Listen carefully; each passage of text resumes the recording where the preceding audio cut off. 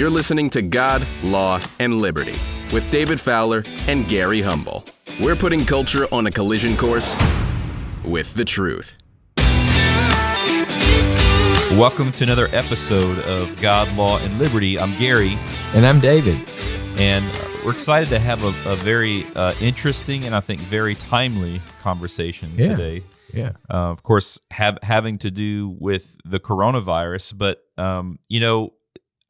I think for me personally, the virus and how the public is responding, how the media is responding, and how our state governments and federal government are responding has caused me to ask a lot of questions, because for me personally in my lifetime, it's the first time that I've seen this kind of federal and public response to anything, at least in our country, where you're being forced into these quarantines and businesses closed down. So the question that probably many are asking, but I know I'm asking myself, is how much power does the government have, whenever it intrudes into our daily life?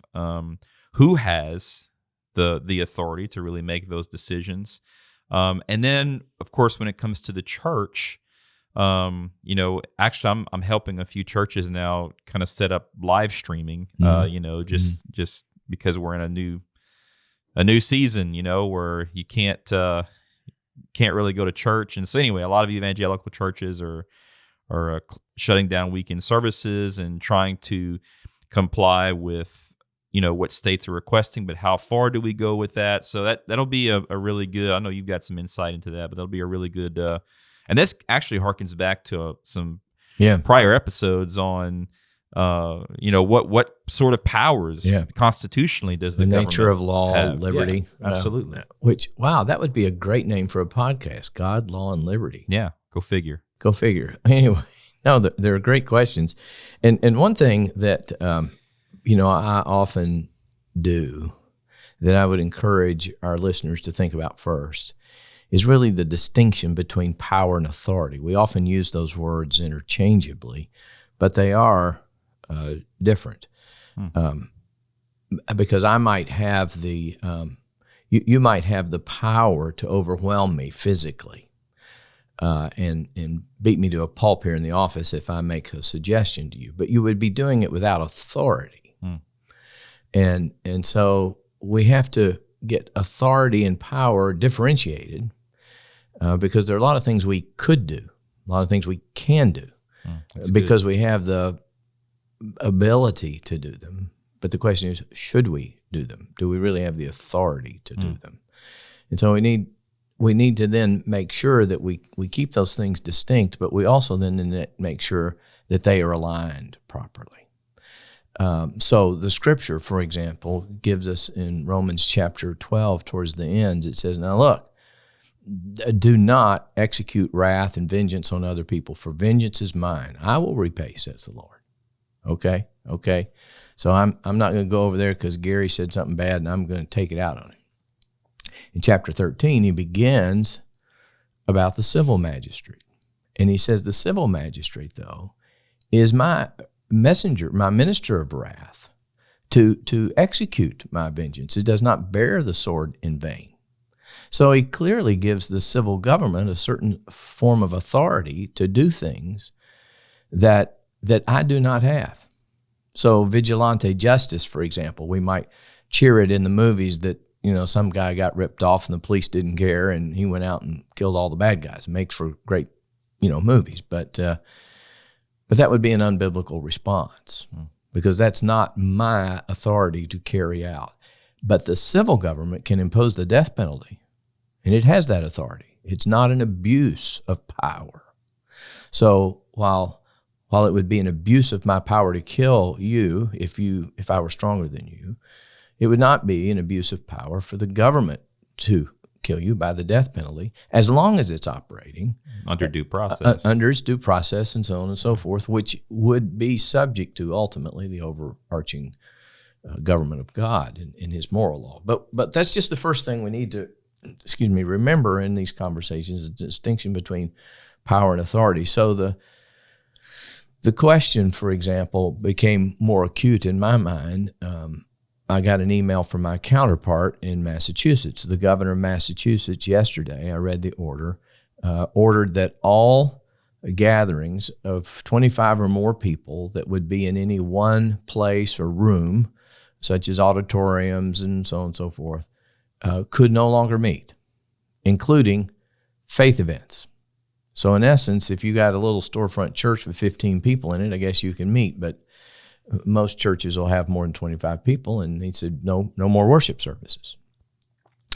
And so immediately in a little chain of emails back and forth between people who do what we do, there began to be, well, here's what the lawyers say.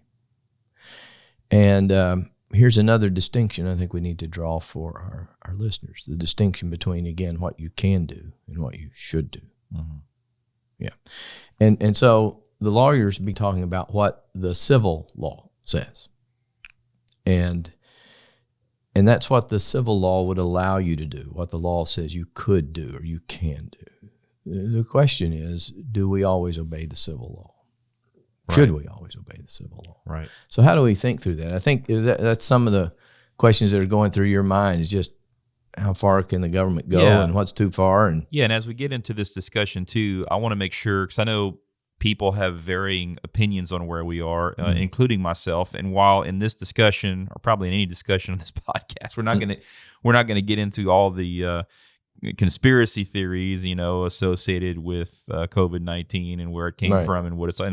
And I've got my own personal feelings about it. But the bottom line is, something I realized last week is there's actually two responses that I'm responsible for and that I need to pay attention to. And I think, we'll probably get into the latter here in this discussion. One is my personal response to the virus itself, right? And what are my thoughts about it and how do I respond? But then the other very valid response also is, how do I respond to other people's responses, and the public's response? Because that's important, while, for example, the whole grocery store fiasco, well, I don't feel like I need to go out and, hoard everything I can because we're in the apocalypse. Mm-hmm.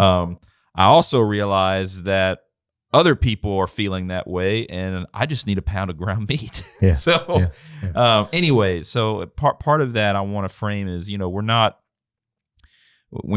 talking about anything you should do out of undue cause or any of that. So I just want to have a balanced conversation here. But how do we, in light of where we are and how other people are responding, how does that affect us? Well, I think there are two ways to look at the question. One is what does the law allow or authorize? And that's how most people have responded. Well, what if the governor of Tennessee did like Massachusetts and say, look, more than 25, 50, 100 people, you just can't meet, period. I don't care if you're a church or what it is. Interestingly, the Massachusetts order left out malls and retail stores. So you can go shop all you want and go eat at the restaurant all you want. You just can't worship. Yeah, that's a problem. Yeah, that's another issue. But going to sort of your point about how we may think of the virus, the lawyers who respond to this that I've seen, there have been 2 or 3 of them, and they're nationally known. Names are not important. Is that they respond by looking at what the law allows. And so, for the purpose of our discussion today, let's just assume that this coronavirus or COVID-19 is worse than the flu. It's more contagious than the flu. That it's more deadly than the flu, and it spreads more easily than the flu. Let's just assume. Let's assume that everything we're hearing in the media is true. Yeah, let's assume that. Okay. And by assuming it, I'm not saying it is or isn't. I'm just saying let's just not go there today. Yeah. Okay. So let's assume all that. Well, the analysis that I've seen has been, well, the First Amendment is really no protection at all to churches. You can't say, hey, I got a First Amendment free exercise right, because why? Because the United States Supreme Court has interpreted the free exercise clause, so now we get to the opinions, to say that any law that is neutral on its face does not violate the freedom of free exercise. Now, what they mean by that is that if they said only churches cannot meet, but everything else is open for business, or if they'd said only Southern Baptists can't meet, or only the Catholic Church can't meet, or only Protestants can't meet, or something like that. Well, now you've targeted religion, you've pulled them out, you've specified them. But as long as the law is generally applicable to everybody and you just happen to fall under it, well, First Amendment's no protection. I don't know if a lot of people realize that, but that's what the court says. Yeah. Now, we've had lots of discussions on... Which on its face seems reasonable. Yeah, you can't just have everybody be their own religion and say, well, I'm required to smoke dope, man, to get to God. So we can't have drug laws. So, yeah, there's a reasonableness to that. And then the question is, well, is there any other protection for a church that they could say, well, we can meet or the government can't do that? And the answer is the federal government has passed a Religious Freedom Protection Act, Restoration Act, I think it's called RFRA law. Tennessee has one of those laws. Several states do. They're almost impossible to pass anymore, but our organization got ours passed, brought it to the legislature and got it passed, I think, in 2009. So quite some time ago now, actually. So under those laws, it says the government can't do anything that puts a substantial burden on your religious beliefs. Well, if you can't have a worship service, that would be considered substantial. But there's an exception. It says if the government has a compelling interest and the law or order in question is narrowly tailored to achieve that interest. Now, that's a bunch of legal words, but given our assumptions, we'd say, well, yeah, coronavirus is curtailing it is a compelling government interest. And given that we don't have vaccines or whatever else, and we don't really know how to cure it yet, it may not actually be curable. It just runs its course, it either kills you or you get better.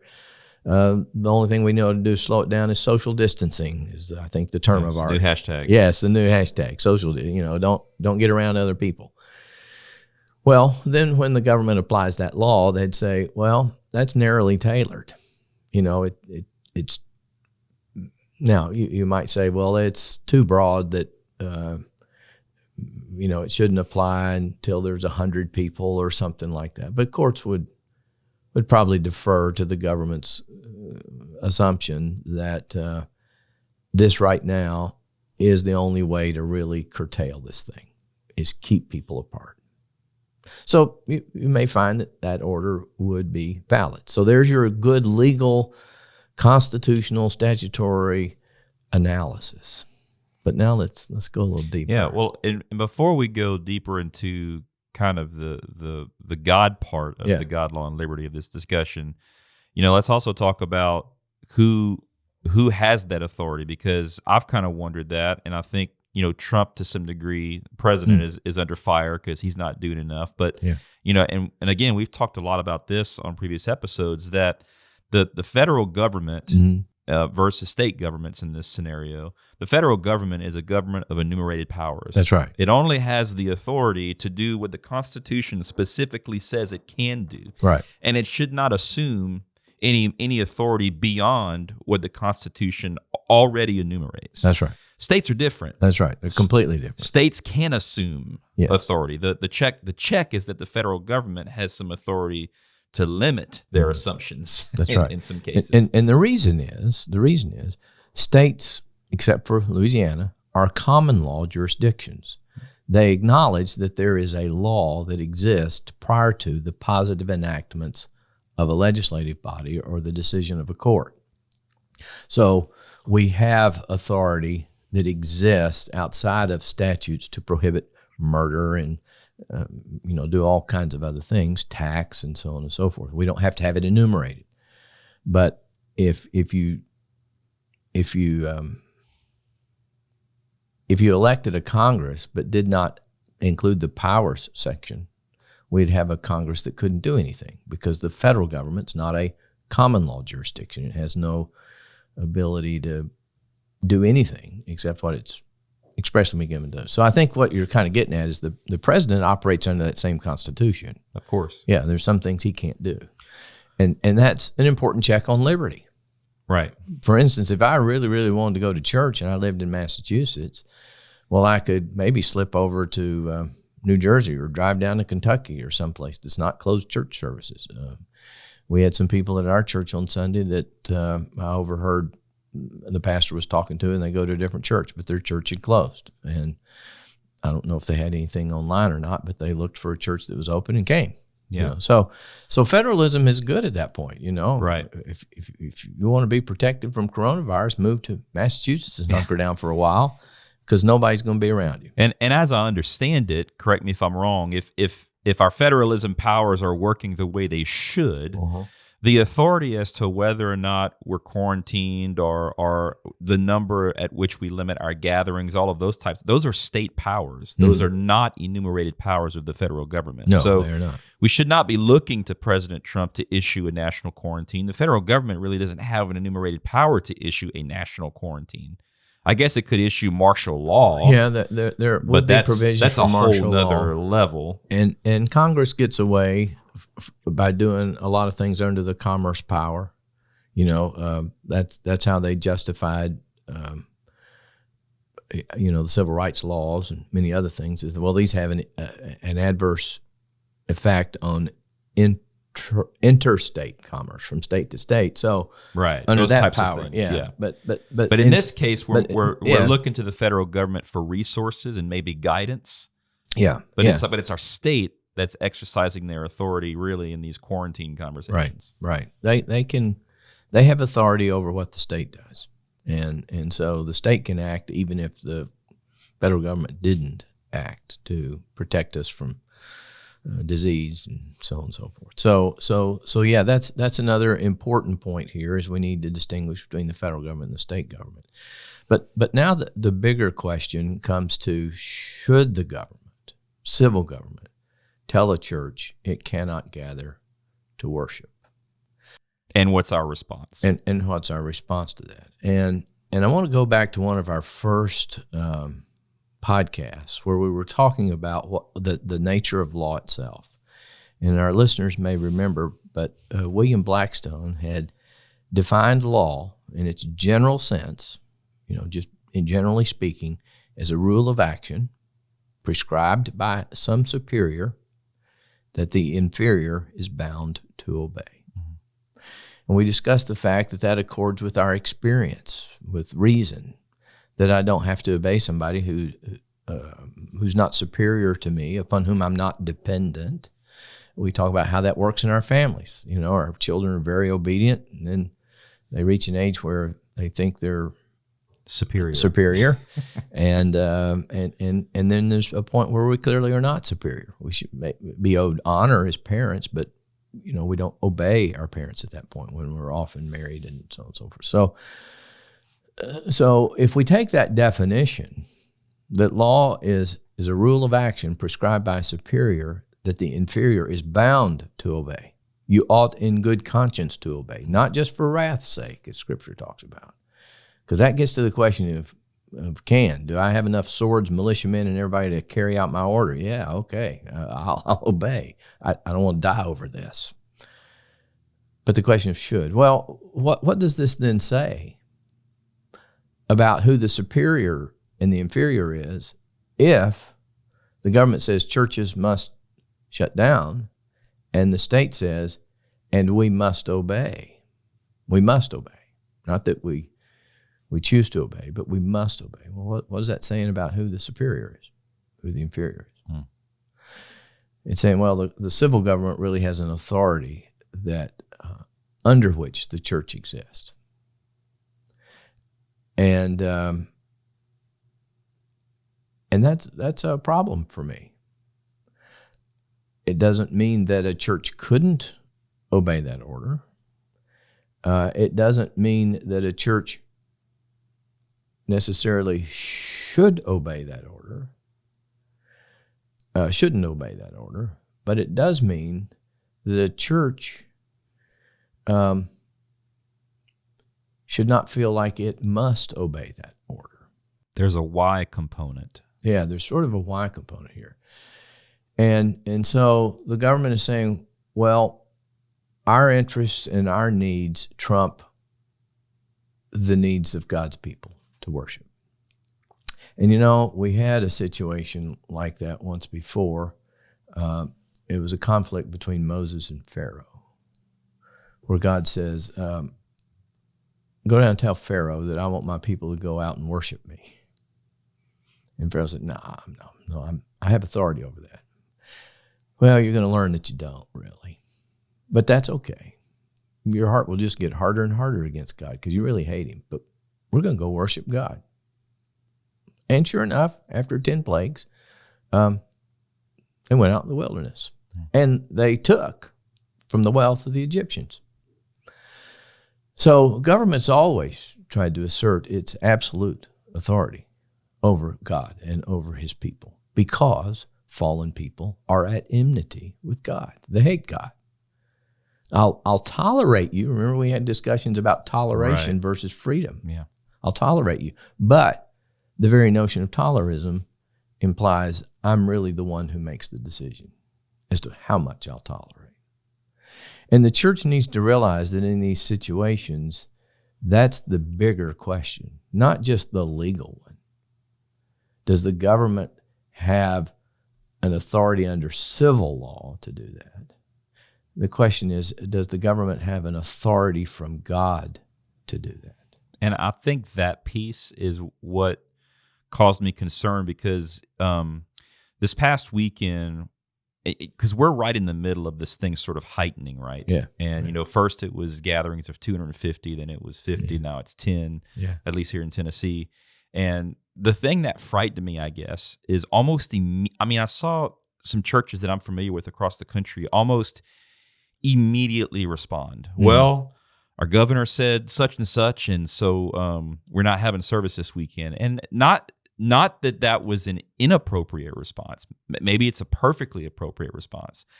But the way it was said and put off is it wasn't said in such a way, well, we've considered, or we've prayed about, or we've sought, it was more that, well, Governor such and such said we can't meet, so we need to obey our authority, and you guys should stay home. And I just thought, well, it made me feel uncomfortable. Yeah. Now I'll say one of the things I've heard many, many times, particularly when I began to run for office and was in office.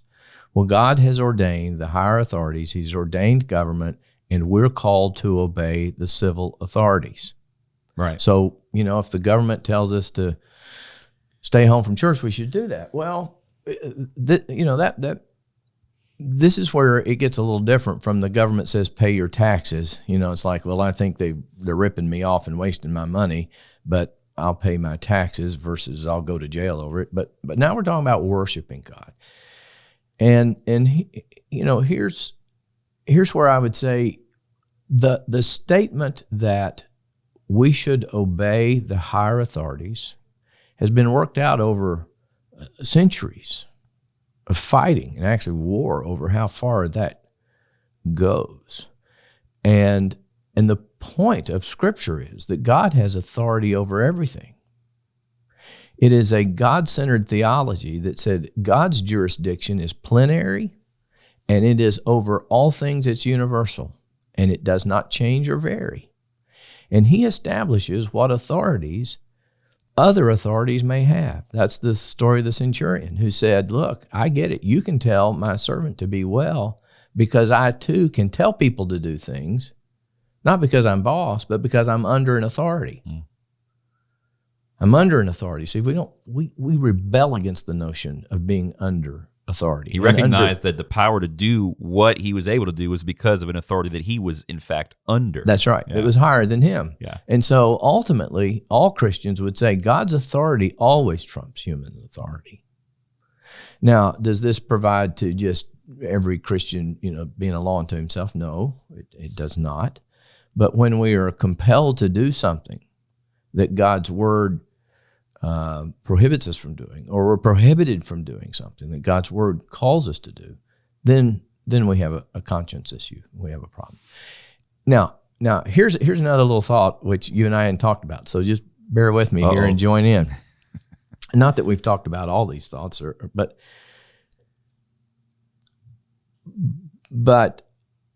when we have a God-centered theology, now this may sound controversial to some people, but we realize that God is always the initiator. He created. He initiated creation. He initiated the new creation.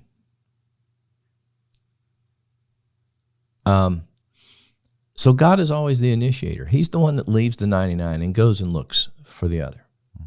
A man-centered theology would say that, well, God maybe makes it possible, but I essentially decide whether to be saved or not. I decide to accept Christ without any work on his part to draw or facilitate me wanting to accept that. Now, let me explain where that goes. If God is the initiator of all things, and all things come from his hand, ultimately, whether he mediates them through nature or mediates them through mankind voting in booths or whatever it is, all things come from God. That's the nature of what it means to be God.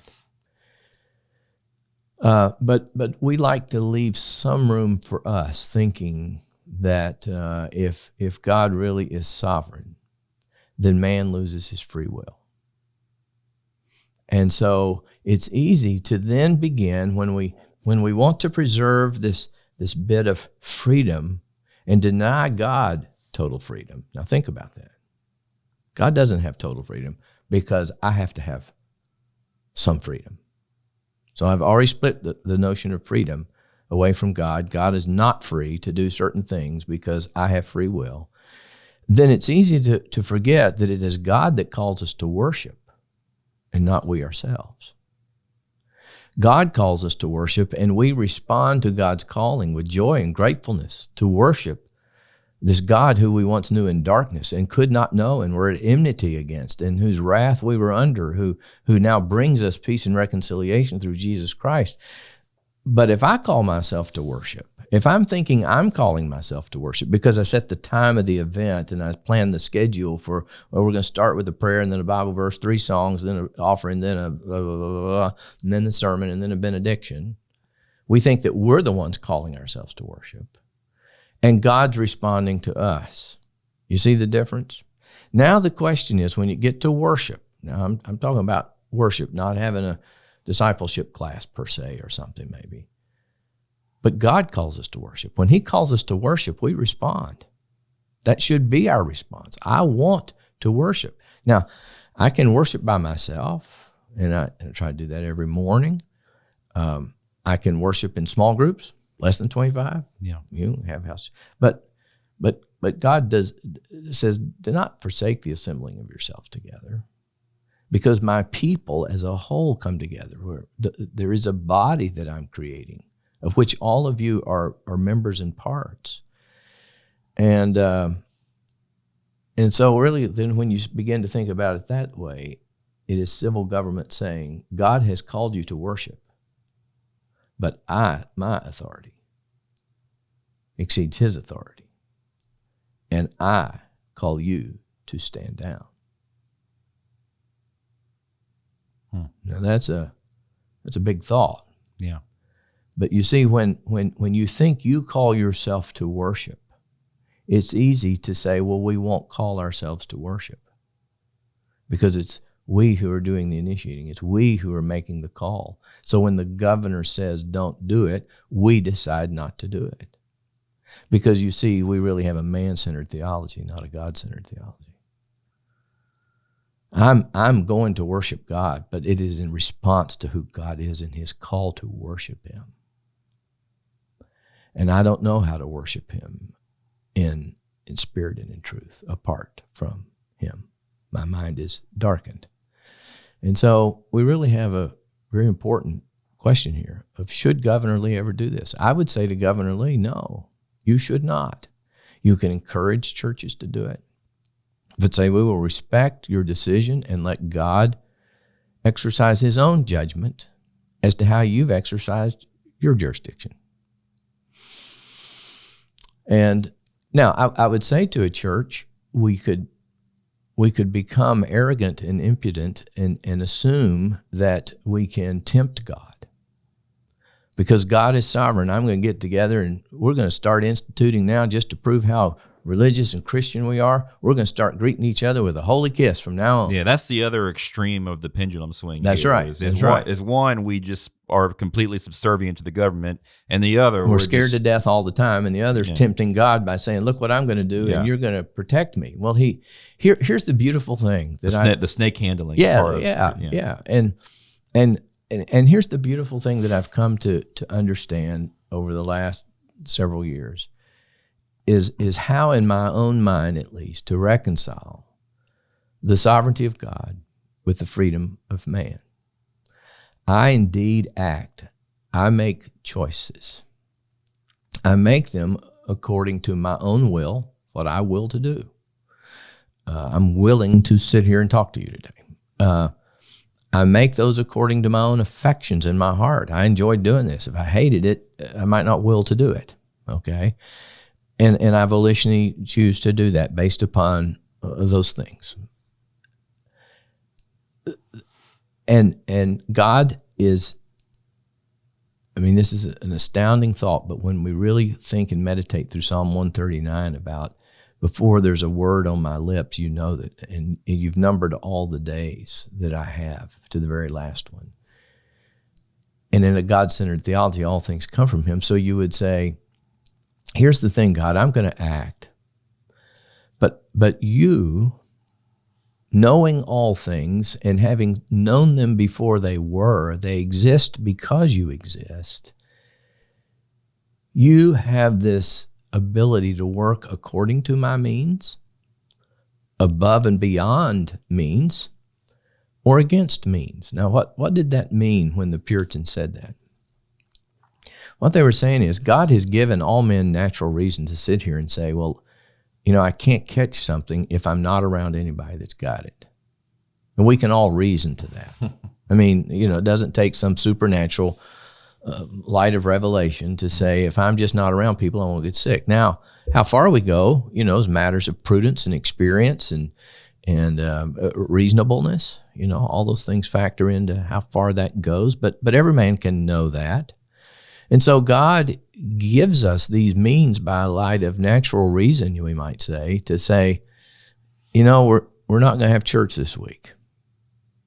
You know, we've probably all heard the story of the guy and the flood's coming, and, you know, he gets up on the roof, and this guy comes by in a boat, and he says, no, God's going to save me. God's going to save me. And then a helicopter, and no, God's going to save me. God's going to save me. And then he drowns, and he stands before God, and he says, God, why didn't you save me? And he said, I sent a boat and a helicopter.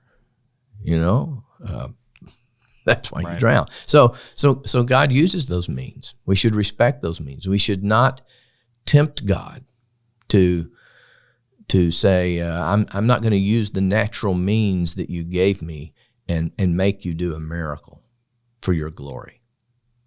Well, God may say, that's not for my glory. That's really for your glory. You want to show people how good and religious you are and how Christian you are. Maybe you don't even know me, or you would not tempt me. The second one is God works beyond our means. That it may be that social distancing does not cause this to go away. There's some other mean that God uses, or primary mean. So he does beyond and above what we ask or think. Mm-hmm. He's able to do that. Then he can work against means. He can say, I'm going to frustrate your purposes. And what does he say in the Psalms many times? I'll frustrate the counsel of the nations. Nothing will stand but my word. My word will endure forever. But I'll frustrate your counsel. So even in Acts, we read that this grievous horror that was done wrong to Jesus, who was without sin, was actually done according to the predetermined counsel of God. Why? Did he make those men kill him? No, they chose to kill him. But God, in his superintending providence, says, here's how that's going to work itself out. Now, can you imagine a God with 600 million people or whatever it is on the earth, or 300 million, and all the contingent possibilities of what they may choose to do according to their wills and their natural affections and appetites, and yet God in every case is working all those things together for his purpose, for the good of those that he's called, according to his purpose. What kind of God would you, how can you not fall down in reverence over such a thought of such a being? I mean, that's just incredible. The 30,000-foot level question is, do we believe God is sovereign or not? At the end of the day, that's the overarching question we have to be able to answer for ourselves as to how we respond to any of these things. Sure, that's right. So to the Christian who knows that God is his Father, who says, I know the end for which I've created you and the purpose, and I am working it all out. Just trust in my goodness, even when you can't see what my hand is doing. We can live through this without fear. Yeah, absolutely. I'm not going to go be stupid, right? But I don't have to live in fear. Yeah. And that's a great thought. Some really good stuff, David. And, as we close, I would like to sort of issue the challenge I would issue to believers and to pastors really is the how and the why we respond. And I don't. This isn't me going over the top here, but look, we have to be. I question all these things because I look at our current political climate, and there's no mistaking it. We actually have, as a major presidential candidate now in the United States of America, a full-on, absolute, godless socialist. Mm-hmm. That's a real thing. Mm-hmm. That's not just speculation or, conspiracy theory. That's an actual thing. Mm-hmm. And so when I think about that and where this country could go, the church in America, we don't understand how to operate under persecution. Like, we don't get that. We've never had to do that. Yeah. We've never had to meet in secret. We've never had to push the boundaries of what quote unquote law would allow us to do because we live in America, the greatest place on earth, in my opinion. Right. So when I saw the immediate response to acquiesce, it caused me to think, well, what if 40 or 50 years from now, God forbid, we are under a socialist government, and the government says you can't meet anymore? Yeah. What are we going to do? Yeah. Now, I realize this situation is different where, we've got this quote unquote pandemic, whatever. Let's just assume that's true. Yeah. So I'm not saying that, we absolutely should be prudent. And right now, out of respect for authority, out of a response to the general public's fear, it's probably prudent for a large church to, at least for now, come up with some alternative ways of doing ministry. I get that. Yeah. The question is, why? How long will you acquiesce to those responses? Mm-hmm. And I think the question that we are really asking here is, who is your God? Yeah. When you are pressed, thumb down at the end of the day, who is your God? So, for example, if there was an order, and I know we need to stop here, if there's an order that today sounds reasonable, but 4 weeks from now, it seems like things have begun to dissipate something, but the order remains. Yeah.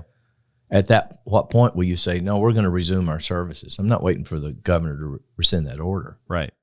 And are you willing to exercise?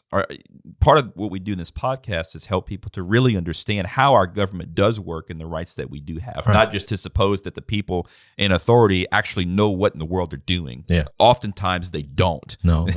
So as a Christian, at least for now in America, operating under liberty, if we actually come to that challenge, do we understand that we have the right and it sometimes should not obey? That's right. In order. That's my. I guess that's my fear. That's where I go in my head. Yeah, I think we're headed towards those days. Yeah. May we never get there, but we can perhaps avoid getting there by how we respond to these little things now. To remind the government, I'm closing this week, but not because of your order, right? But because I'm submitting to what I think God has called me to do, or us to do, or our church to do. Under the circumstances, I'm submitting to what I see right now as a God-ordained authority, and to just continue the way we've Right. been doing things. That's right. And so here God gives us little opportunities, and maybe we can learn from them and pray that by our statements now, we remind the government so that it doesn't ever suppose that we'll just bend. that will just give way. That's Yeah. right. Yeah. Yeah. Well, this is good. Yeah. Good Okay. stuff. We'll see everybody next week. All right. God bless. If you enjoyed this episode, don't forget to subscribe. And if you want to help spread the word, please give us a 5-star review and tell your friends to subscribe too. We're available on Apple Podcasts, Spotify, and wherever you listen to podcasts. God, Law, and Liberty is a podcast of the Family Action Council of Tennessee. We are a 100% supporter-funded nonprofit advocating for family, life, marriage, and religious liberty. For more information, please visit us at www.facttennessee.org. That's FACTennessee.org. And please follow us on Facebook, Twitter, and Instagram at Fact Tennessee.